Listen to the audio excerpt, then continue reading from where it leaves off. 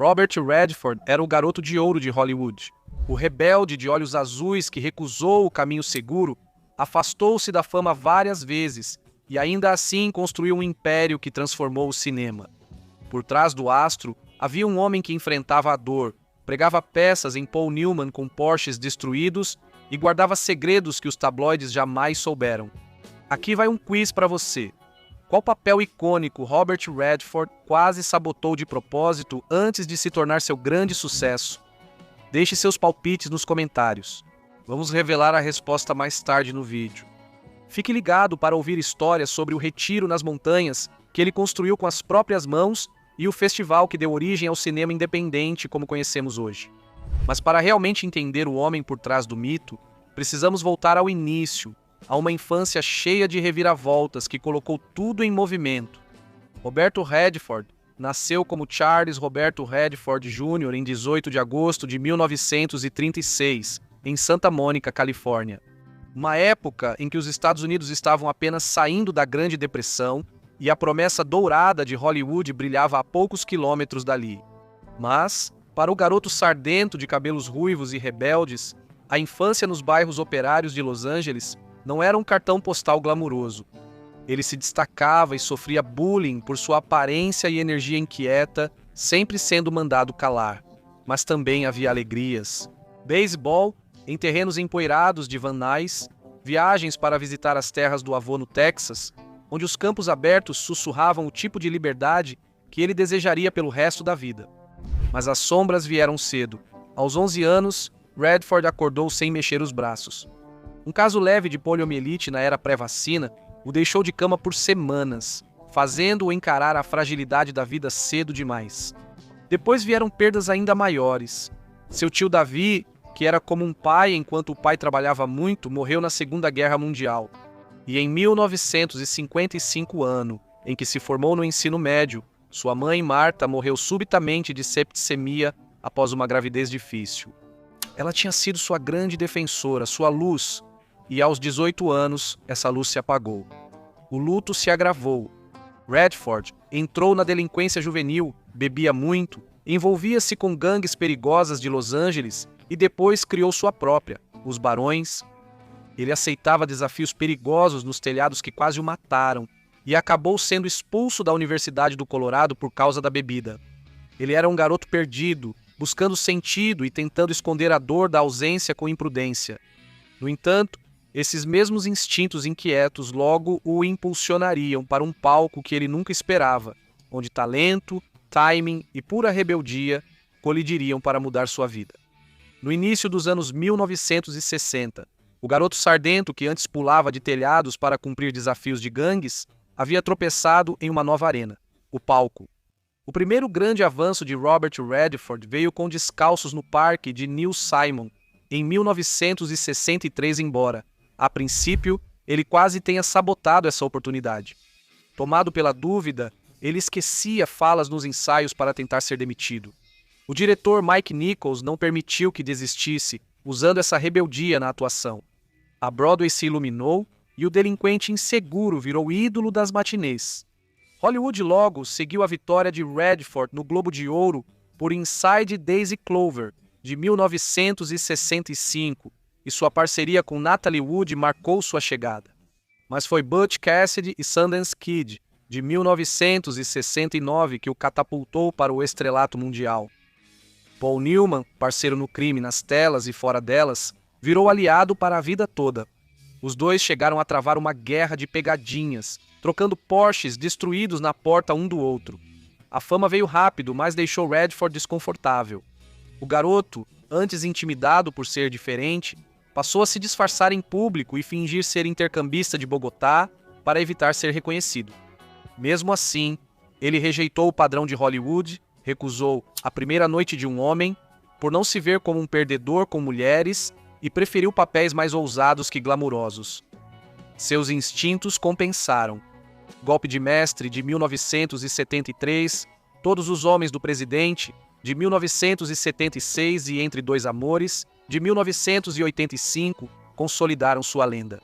Mas o verdadeiro ponto de virada veio em 1980, quando ele assumiu a direção em Gente Como a Gente. O Oscar de melhor diretor mostrou que Robert Redford era mais que um rosto bonito, sendo também um contador de histórias profundo. No entanto, enquanto sua carreira decolava, sua bússola pessoal apontava para outro lugar, em direção à terra, à família e a um estilo de vida construído em termos muito diferentes do que Hollywood imaginava. Apesar da fama, Robert Redford nunca se deixou seduzir pelo brilho de Hollywood. Ele criou um estilo de vida baseado na solidão da terra e em silenciosa resistência às normas locais. Casas e terras, desde o final dos anos 1960 em diante, o verdadeiro lar de Robert Redford não era Beverly Hills, mas sim as montanhas Wasatch, em Utah. Em 1963, antes do resort Sundance, Robert Redford comprou 2 acres de natureza e construiu uma cabana em A com sua primeira esposa Lola. Como ele mesmo disse, outras pessoas têm análise, eu tenho Utah. Com o tempo, ele expandiu essas propriedades para milhares de acres, cuidadosamente preservados em vez de explorados. Quando investidores pediram condomínios de esqui e restaurantes próximos aos teleféricos, Redford preferiu construir ao redor das árvores, sem cortá-las. Essa teimosia se tornou uma característica marcante de seu princípio de vida. Preservar antes do lucro, preservação acima de empreendimentos e contradições. Apesar de sua paixão pelo meio ambiente, Redford também gostava de velocidade. Possuindo carros esportivos raros, como um Porsche 904 GTS de 1964, ele revelava uma contradição divertida. O conservacionista que não conseguia resistir a máquinas finamente projetadas, seu gosto por carros se entrelaçou com o humor de Newman. A pegadinha deles com o Porsche carregava a marca registrada do estilo de vínculo e dos hábitos diários deles. Diferente de muitas estrelas, Redford pouco gostava de tapetes vermelhos e smokings. Ele se sentia mais à vontade de jeans, botas e jaqueta desbotada pelo sol. O uniforme de um homem que preferia cortar lenha ou cavalgar a conversar fiado em estreias, assessores de imprensa tinham dificuldade em levá-lo a entrevistas. Ele preferia as manhãs pintando em seu ateliê, as tardes pescando com mosca e as noites com uma taça de vinho na mão. Ele já brincou: comida saudável faz bem à consciência, mas óleo é muito mais gostoso. Uma frase que resumiu sua atitude simples e pragmática em relação ao prazer, à filantropia e ao empreendedorismo. Claro, seu estilo de vida não era apenas sobre escapismo. Redford canalizou sua fortuna e fama em projetos que borravam a linha entre negócios e filantropia. O catálogo Sundance, lançado em 1989, vendia roupas e itens de decoração artesanais que incorporavam o espírito rústico de seu retiro em Utah. A maioria dos clientes não sabia que suas compras financiavam o Instituto Sundance e o cinema independente. Ele também investiu milhões em projetos como o Sundance Cinemas, que mesmo destinado ao fracasso financeiro, mostrava sua disposição de arriscar por seus ideais. Até mesmo o restaurante que ele abriu em Park City, o Zoom, refletia sua crença de que Sundance não era apenas um lugar, mas sim um estilo de vida, uma comunidade e uma filosofia. Manias e revelações cômicas. Apesar de sua imagem pública séria, Redford adorava o humor em particular. Em quase todos os sets, ele reunia pegadinhas, erros de gravação, falas esquecidas e cavalos teimosos para mostrar ao elenco e equipe nas festas de encerramento. Essa tradição, aprendida em parte com seu amigo e colaborador Sidney Pollack, ajudava a aliviar a tensão e lembrava a todos que até mesmo ícones podem rir de si mesmos. Ativismo e integridade. Como mencionado anteriormente, seu ativismo era prático, não simbólico. Ele participava de plantios, gravava campanhas após vazamentos de óleo e fazia forte lobby por proteção ambiental. Diferente de muitas celebridades, ele praticava seus valores diariamente, da compostagem em Sundance às servidões de conservação de suas terras. Ao vender o resort em 2020, ele garantiu área de preservação permanente para os campos mais selvagens. Um último ato de responsabilidade que ressaltou sua recusa ao longo da vida em tratar a natureza como mercadoria. Transformação e identidade andavam juntas.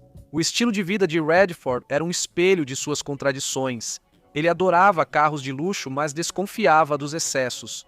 Ele evitava os holofotes, mas criou um festival que redefiniu a cultura do cinema. Ele buscava privacidade, mas não resistia a influenciar o discurso público com arte e ativismo. Sua vida cotidiana era menos sobre glamour e mais sobre encontrar espaços, literais e simbólicos, onde pudesse respirar em paz, enquanto Redford construía sua identidade na natureza e na arte. A verdadeira medida de sua vida estava nos laços que construiu e nas tragédias que suportou. Relações que moldaram, testaram e definiram o homem por trás do mito. Para Robert Redford, os relacionamentos foram âncora e tempestade, moldando sua vida como seus filmes. Seu primeiro casamento com a historiadora Lola Van Wagenen, em 1958, nasceu de um amor jovem e da necessidade de estabilidade. Após o caos dos anos de adolescência juntos, eles criaram 4 filhos. Embora a tragédia tenha atingido cedo quando seu filho bebê, Scott, morreu repentinamente. Redford reconheceu depois que a cicatriz dessa perda nunca se cura totalmente. O vínculo deles durou por quase 3 décadas antes de terminar discretamente nos anos 1980. Uma separação conduzida com respeito mútuo.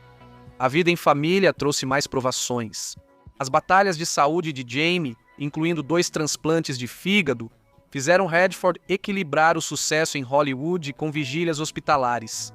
E sua filha Shauna enfrentou tanto a dor quanto a sobrevivência. Seu noivo foi assassinado e depois um estranho a salvou de um rio congelante após um acidente quase fatal. Apesar de tudo, Redford sempre protegeu a privacidade da família, mas gestos como homenagear o salvador de Shauna na estreia de The Natural mostravam sua gratidão e ternura. Além da família, suas amizades moldaram sua arte. Com Paul Newman, Redford compartilhou risadas, travessuras e a imortalidade cinematográfica ao lado do diretor Sidney Pollack. Ele criou uma irmandade criativa que marcou suas melhores atuações. Natalia Wood, por sua vez, foi tanto confidente quanto mentora, guiando-o pelas turbulências iniciais da fama. Mais tarde na vida, seu casamento com a artista Sibyle Sagars lhe trouxe renovação, uma companheira que compartilhava seu amor pela arte, natureza e ativismo ambiental. As conexões de Redford raramente eram sobre fama, eram sobre lealdade, confiança e a necessidade humana de refúgio. Apesar dos laços que o prendiam, a fortuna de Redford e os riscos que assumia mostravam outra realidade. Uma em que o dinheiro virou ferramenta e aposta para seus ideais. Na época de sua morte, em setembro de 2025, o patrimônio líquido de Robert Redford era estimado em cerca de 200 milhões de dólares, uma fortuna construída não apenas com salários de atuação, mas com décadas de empreendimentos arriscados. Na década de 1970, ele ganhou cerca de 500 mil dólares por golpe de mestre, chegando a 11 milhões de dólares por Castelo de Areia em 2001. Além de atuar, ele cofundou a Wildwood Enterprises para produzir filmes e o Sundance Catalog, que direcionava vendas de produtos de estilo de vida para financiar o cinema independente.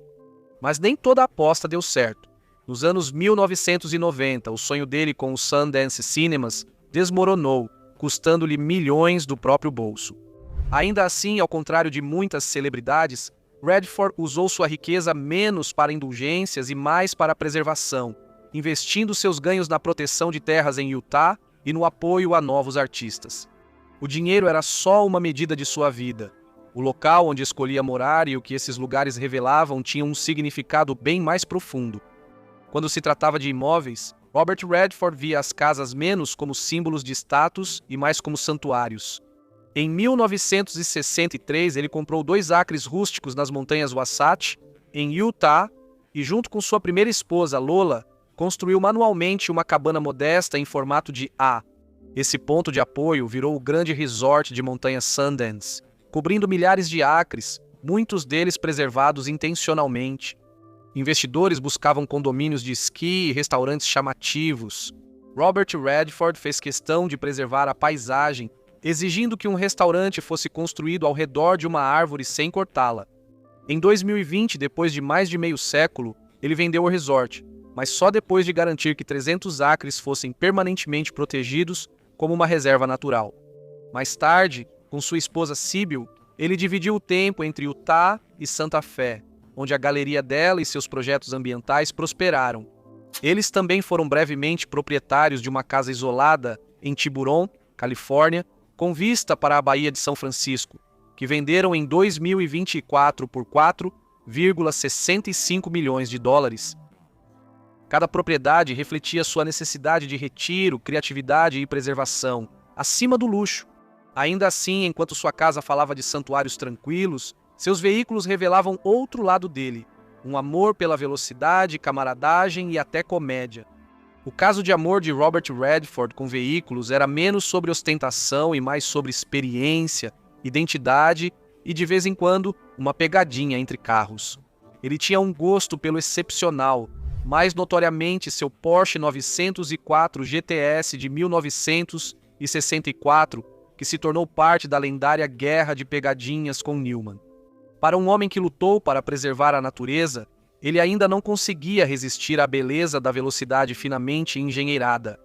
Era uma leve contradição que refletia sua humanidade e senso de humor, diferente de alguns contemporâneos de Hollywood. Redford não era conhecido por motos, jatos particulares, iates ou helicópteros. Ele preferia caminhonetes e passeios a cavalo aos brinquedos ostensivos da elite. Suas fugas não se mediam em milhas náuticas ou cabines luxuosas, mas até onde suas rodas o levavam na natureza selvagem. Para Redford, os veículos eram extensões de seus valores: liberdade, independência, rebeldia e a chance de sumir dos holofotes quando o mundo se aproximava demais. Mesmo assim, seus carros e caminhonetes o afastavam de Hollywood. Os anos finais de sua história o trouxeram de volta ao centro das atenções, definindo como ele escolheu sair de cena e como o mundo o lembrou. A história de Robert Redford chegou ao seu capítulo final em 16 de setembro de 2025, quando ele faleceu pacificamente enquanto dormia em sua casa em Sundance, Utah. Ele tinha 89 anos, cercado pela família no lugar que definiu sua visão de liberdade por mais de meio século. Poucos meses antes, ele fez uma última aparição surpresa, uma participação especial em Dark Winds da AMC, trocando falas com George R. Martin em uma cela de delegacia Navajo. Foi um momento pequeno, mas profundamente simbólico. O ícone relutante, ainda brincalhão, ainda moldando histórias, mesmo no final. Em seus últimos anos, Redford vendeu sua casa em Tiburon, Califórnia, escolhendo ancorar sua vida em Utah e Novo México ao lado de sua esposa Sybil. Sua decisão de vender o Sundance Resort em 2020 já havia consolidado seu legado de conservação, garantindo que seus campos mais selvagens jamais fossem tocados. Amigos dizem que ele queria ser lembrado menos pela fama do que pelo que preservou e criou, as homenagens após sua partida. Das lágrimas de Jane Fonda às palavras de admiração de Barbra Streisand, refletiram aquilo que ele resistiu a vida toda, o mito de Robert Redford. Ao moldar cinema, terra e vidas, ele tornou-se maior que o próprio mito,